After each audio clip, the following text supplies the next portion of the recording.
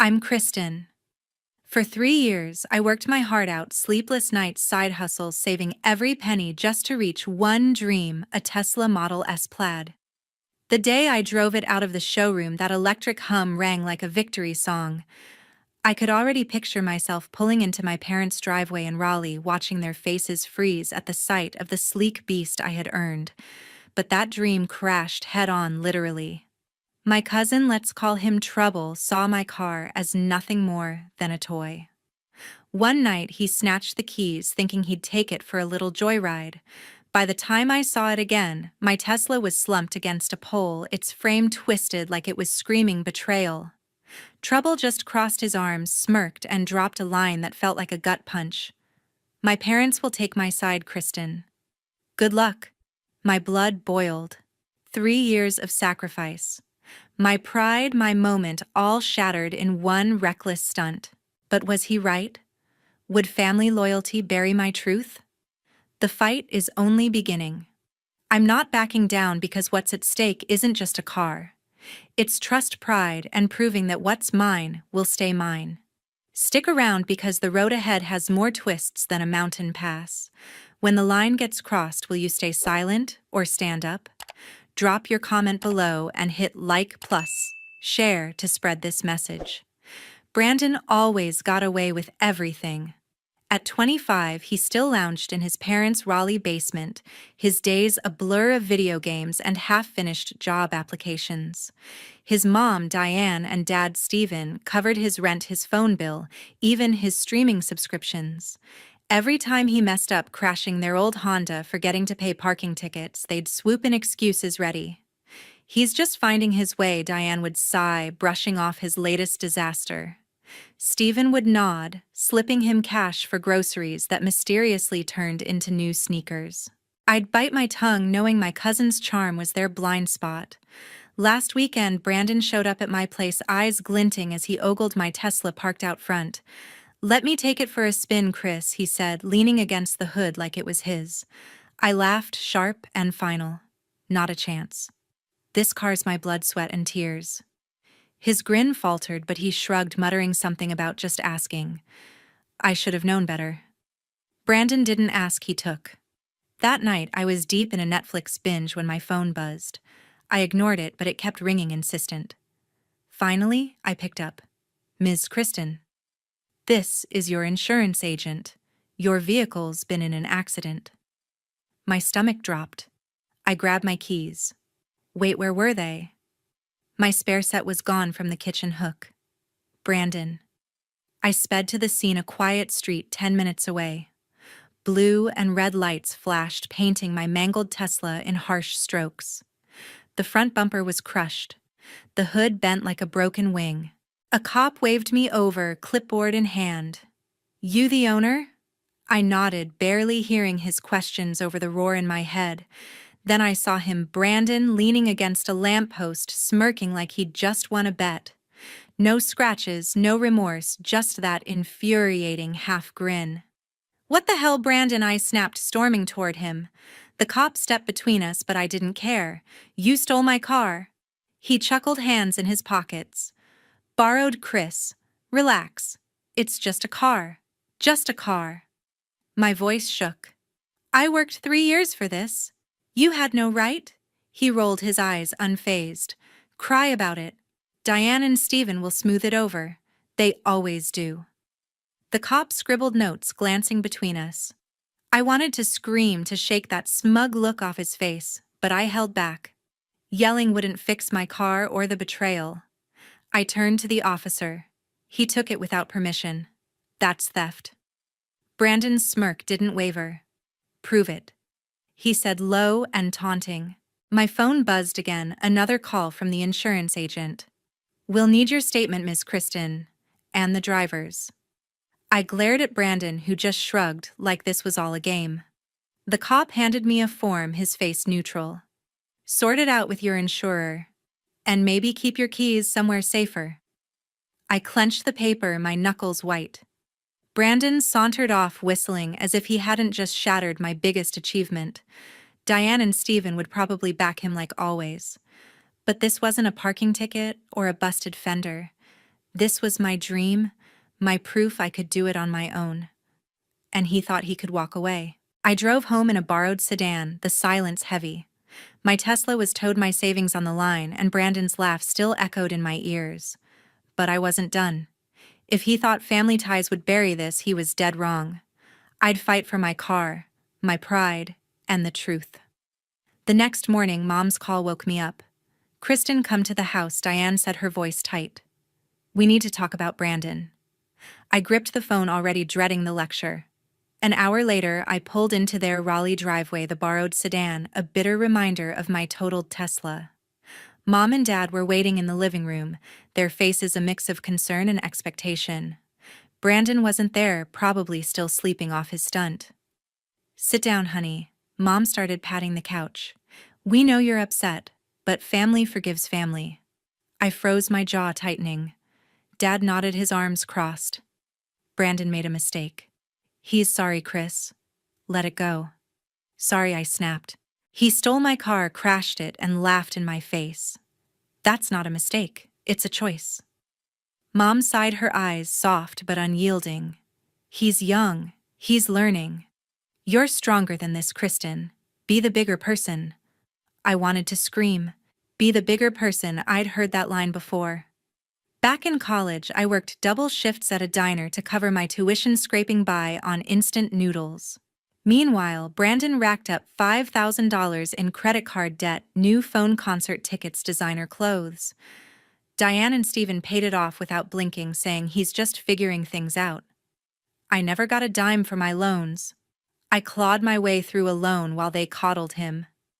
Now they expected me to shrug off my ruined dream. "Mom, Dad, this isn't about forgiveness," I said, my voice steady but sharp. "It's about accountability. He broke the law. He needs to face it." Dad leaned forward, his tone firm. "You're making this bigger than it needs to be. We'll help with the repairs. Just drop it for the family's sake." "Help?" I stood, pacing. "I don't want your money. I want him to own up to what he did." Mom's face hardened. "You're being selfish, Kristen. He's your cousin." "Selfish?" The word stung, but it also lit a fire. I grabbed my keys and left, their disappointed stares burning into my back. I wasn't bending, not this time. At work, I slumped into my office chair, the weight of it all crushing me. Megan, my coworker and closest friend, poked her head in. "You look like you need coffee? Or a lawyer?" she teased, sliding into the seat across my desk. I spilled everything: Brandon's theft, the crash, Mom and Dad's pressure. Megan listened, her usual smirk replaced with a frown. "They're enabling him," she said, tapping her pen. "You worked your ass off for that car. He doesn't get to walk away." "Exactly," I said, leaning forward.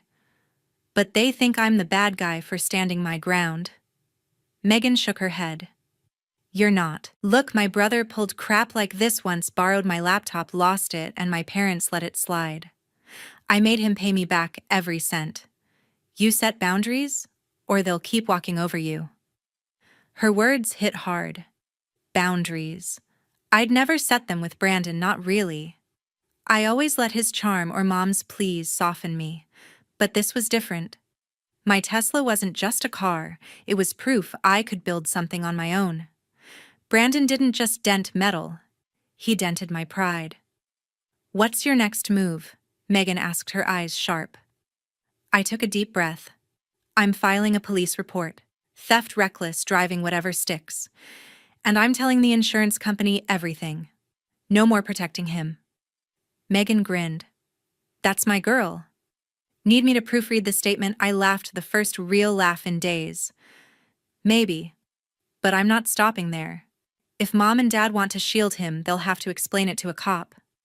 She nodded, standing. "You've got this. Don't let them guilt you into backing down." Alone again, I stared at my laptop, the insurance claim form open. My fingers hovered over the keyboard. Filing this report would change things, maybe forever. Mom and Dad might not forgive me. Brandon might double down. But I wasn't the one who broke trust. I'd spent years proving myself, and I wouldn't let anyone, not even family, erase that. I started typing, each word a step toward reclaiming what was mine. I drove to the insurance office downtown. The Raleigh building loomed ahead, all glass and steel, a stark contrast to the knot in my stomach. I clutched my phone, the screen glowing with the text I'd sent Brandon days ago. "No way you're driving my car." Not happening. That message was my lifeline now.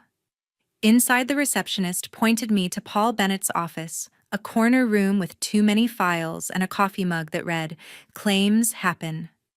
Paul, a middle-aged man with wire-rimmed glasses, looked up from his desk. "Ms. Kristen, take a seat." I slid into the chair, my folder of evidence in hand. "I'm here about my Tesla. It was stolen and crashed." Paul raised an eyebrow, adjusting his glasses. "Stolen. The report says a family member was driving." "Without permission," I said, my voice firm. "My cousin Brandon. I told him he couldn't borrow it. I have proof."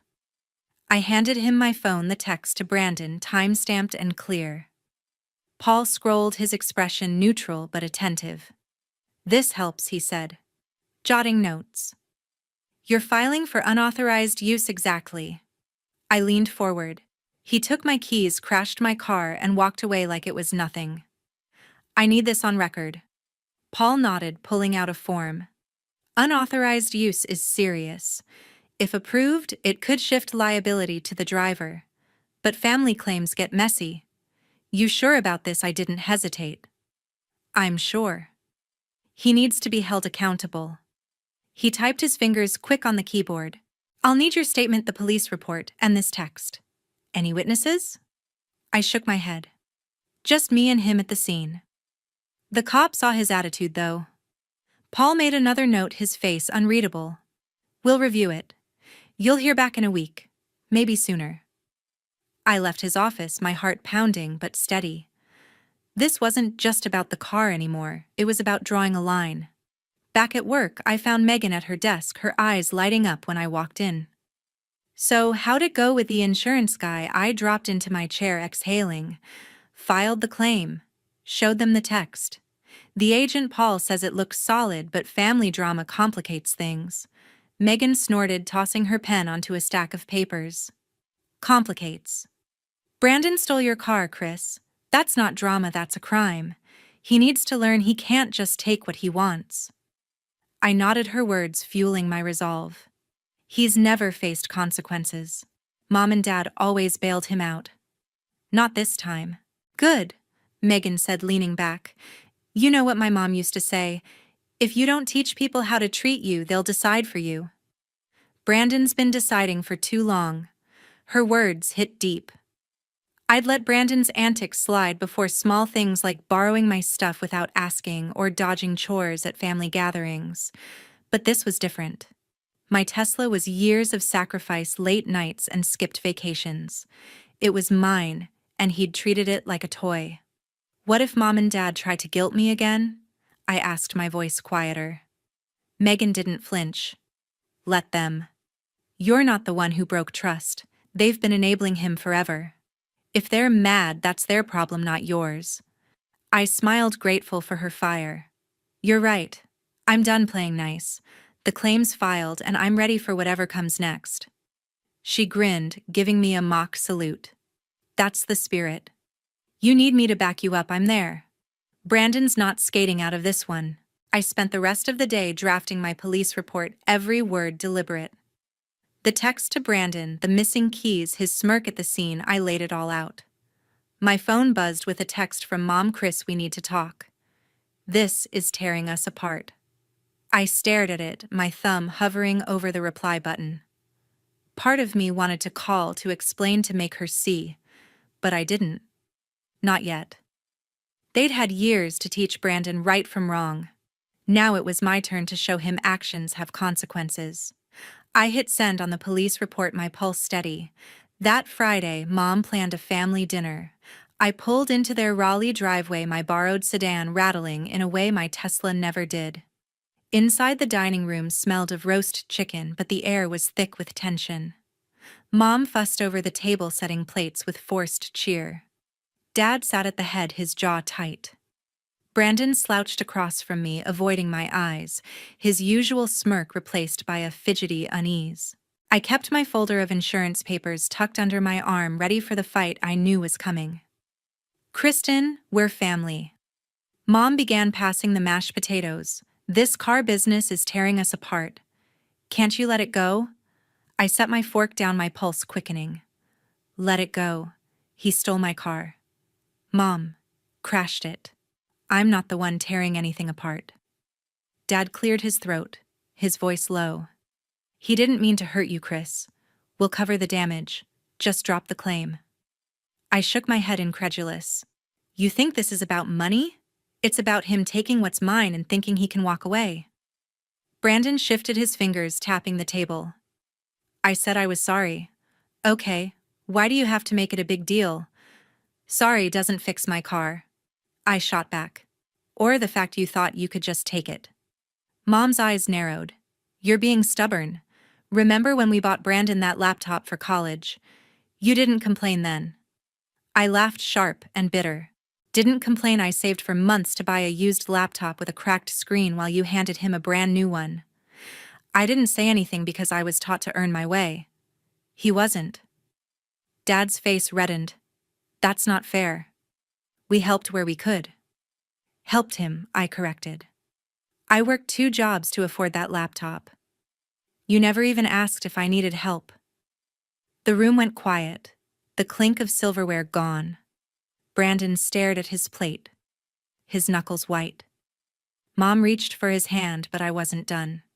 I pulled the insurance report from my folder and slid it across the table. This is the claim I filed. Unauthorized use. The police report's next. This isn't going away. Brandon's head snapped up, his eyes wide. You're serious. You're trying to get me in trouble over a stupid car. It's not just a car, I said, my voice steady.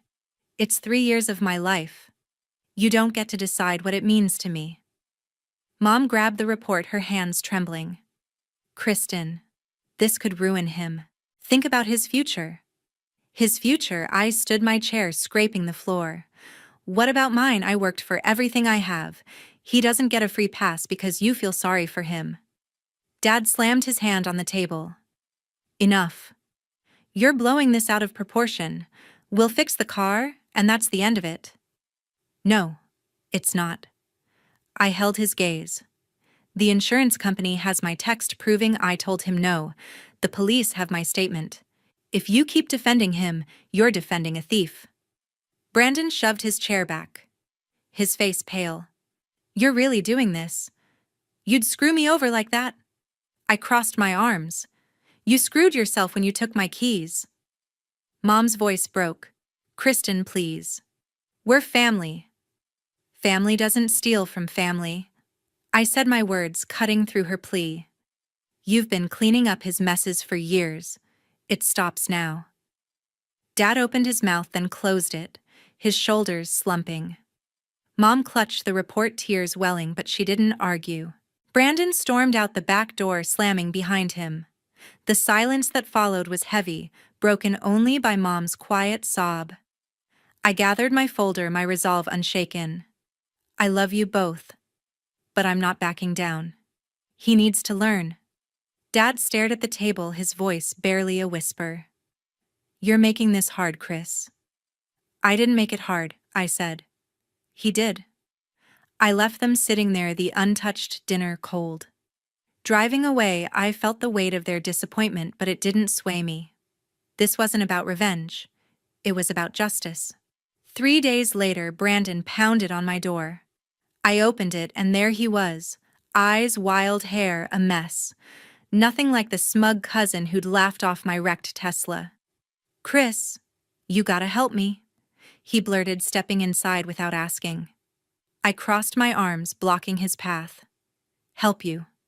After everything you pulled. He paced my living room, hands tugging at his shirt. The insurance claim. The police report. You're ruining my life. Just drop it, please. His voice cracked, desperate, but I felt no pity. Why should I? I asked, my tone cold. You stole my car, crashed it, and thought you'd walk away. Now you're begging. Brandon stopped, his face twisting. I messed up, okay, but you didn't have to go nuclear. You know what I did. I posted about you on Twitter. Said you're a selfish jerk blowing this out of proportion. People are talking, Chris. Your coworkers saw it. My stomach lurched. I grabbed my phone, opened Twitter, and there it was, a thread from Brandon's account painting me as the villain. Kristen's out to destroy her own family over a car, one post read. Another called me petty and vindictive. My hands shook as I scrolled. I recognized names in the replies, colleagues, acquaintances, even a client I'd pitched last month. My reputation built over years of hard work was being trashed in 280-character chunks. You did this, I said, my voice low, dangerous. You're trying to ruin me because you couldn't face your own mess. Brandon shrugged, defensive. I was mad. You're dragging me through the mud. I thought it'd make you back off. I laughed, sharp and bitter. Back off? You don't get it, do you? I'm not dropping the claim. You don't get to smear me and expect a free pass. His eyes darted, panic setting in. Chris, come on. Mom and Dad said you'd listen if I apologized. I'm sorry. All right? Just call it off. No. I stepped closer, my voice steady. You don't get to guilt me into fixing your mistakes. You crossed a line and now you're facing the consequences. His phone buzzed and he flinched, pulling it out. His face paled as he read the screen. No way, he muttered, his voice barely a whisper. He turned the phone toward me, almost pleading. It was an email from a client, one of his freelance graphic design gigs. Due to recent concerns about your professionalism, we're terminating our contract, it read. We cannot associate with individuals involved in public disputes. I stared at the email, then back at him. That's on you, I said. You posted that garbage. You tanked your own career. Brandon sank onto my couch, head in his hands. This is your fault, he mumbled, but the fight was gone from his voice. You pushed me into this. No, Brandon, you pushed yourself. I stood over him, unyielding. You stole my car. You crashed it. You tried to turn my colleagues against me, and now you're losing clients because you couldn't own up to it. He looked up, eyes glassy. What am I supposed to do now? I'm screwed. Figure it out, I said. Like I did when I worked 3 jobs to buy that car. Like I did when Mom and Dad bailed you out but left me to fend for myself. You're not a kid anymore. Act like it. He stood, his shoulders slumped, and shuffled toward the door. You're heartless, he said, but it sounded more like a plea than an insult. Then why are you here begging? I shot back. He didn't answer, just left the door clicking shut behind him. I sank into a chair, my phone still open to his Twitter thread. The replies stung, people I worked with, people I respected, questioning my character. But I wasn't the one who'd lied or stolen. I opened my laptop and started drafting a response, not to argue, but to set the record straight. My truth wasn't up for debate. Weeks later, Brandon's life unraveled. The insurance company's final notice landed like a sledgehammer, $30,000 in damages, his name on the bill. No more dodging, no more excuses. His freelance hustle, already battered by one client's cancellation, took another hit. A major design contract, his biggest yet, slipped away when the client emailed, "We've reconsidered due to your recent conduct." Brandon's social media bravado, once his calling card, had turned toxic, costing him work he couldn't afford to lose. Mom called me, her voice strained. He's in over his head, Chris. We can't help him this time. The house payment's eating us up, and Dad's hours got cut. I leaned against my kitchen counter, staring at my silent phone. He dug his own hole, Mom. He needs to climb out. But he's family, she pressed, almost pleading. Can't you talk to the insurance people? Make this go away? No, I said, my voice firm. He made his choices. I'm not cleaning up his mess. She sighed, defeated. You've changed, Kristen. Maybe, I said. Or maybe I just stopped letting him walk over me. I ended the call, my heart heavy but steady. Dad's voicemails piled up, each one shorter, sadder. Call us back, Chris, he said in the last one. I didn't. I muted their texts, blocked their numbers, and felt a rush of clarity. For years, I'd tiptoed around Brandon's chaos, swallowing my anger to keep Mom and Dad happy. No more. Cutting them off wasn't cold, it was survival. My apartment felt lighter, like I'd shed a shadow I'd carried too long. At work, I overheard whispers about Brandon's latest Twitter meltdown, a string of bitter posts blaming everyone but himself. My colleagues, once swayed by his lies, now saw through him. A coworker slipped me a message from a shared client. "We trust you, Kristen. Keep up the good work." My reputation, hard-earned, stood firm. I'd fought for it, and it held. Megan found me in the break room, her grin sharp. "Brandon's out here sinking, huh?" Another client bailed on him. I nodded, sipping my tea. "He's got 30 grand to figure out now. No one's bailing him out." "About time," she said, leaning back. "You did the right thing, Chris. He can't keep playing the victim." "I know," I said, "but it's not about him anymore. It's about me choosing what I stand for." She raised an eyebrow, impressed. "Look at you, all grown up and ruthless." I laughed, shaking my head. "Not ruthless, just done." That night, I checked my bank account. The insurance payout had cleared enough to start shopping for a new car, something practical, but mine. I closed my eyes, remembering the grind that got me my Tesla, the overtime, the skipped nights out, the endless budgeting. Brandon had seen it as a toy to borrow, a status to flaunt. He never understood what it meant to earn something. Now, with his debts piling up and his clients gone, he was learning the hard way. I didn't wish him pain, but I didn't owe him salvation either. His selfishness had built a cage, and he was locked in it. I'd spent years proving I could stand on my own, and I wasn't going back. Every choice he made, stealing my keys, crashing my car, slandering me online, had a price. He was paying it now, and I was free. I opened my laptop, browsing car listings. A new chapter was waiting. Looking back, I realized something crucial. Responsibility isn't just about paying bills or meeting deadlines, it's about owning your choices. I spent years building my life piece by piece, only to watch someone try to take it apart. That taught me a hard truth. Your hard work, your dreams, they're yours to protect. No one else gets to claim them, not even family. I learned to set boundaries, to say no without guilt. It wasn't easy, but it was necessary. Every sacrifice I made, every late night, every missed moment was a brick in the foundation of my independence. Letting someone chip away at that out of pity or pressure would have betrayed everything I stood for. To anyone listening, hear this: guard what you've earned.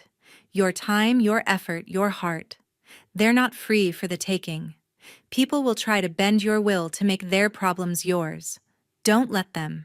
Stand firm, not out of anger, but out of respect for yourself. You're not selfish for protecting what's yours, you're strong. I'm moving forward now, not looking back. My story isn't about what I lost, but what I gained: clarity, strength, and the courage to choose myself.